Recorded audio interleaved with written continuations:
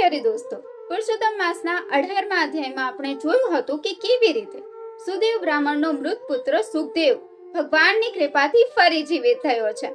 આજના 19મા અને 20મા અધ્યાયમાં આપણે જોઈશું કે માત્ર એક પુરુષોત્તમ માસના પાલનથી આપણને મોક્ષનો દ્વાર પ્રાપ્ત થઈ શકે છે. તો ચાલો શરૂ કરીએ. સુદેવ બ્રાહ્મણ કે જે તેના આગળના જન્મમાં રાજા દ્રઢધન્વા બન્યા છે, એ જ રાજા વાલ્મીકીને પૂછે છે કે પુરુષોત્તમ માસનું સાચી રીતથી પાલન કેવી રીતે કરવું જોઈએ.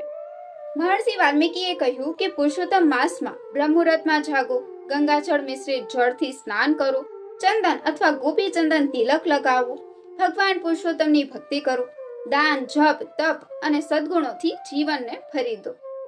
ધન, યૌવન અને સંબંધો એક દિવસ છૂટી જવાના છે, પરંતુ મૃત્યુ પછી માત્ર ધર્મ અને સારા કર્મો જ આપણી સાથે જવાના છે.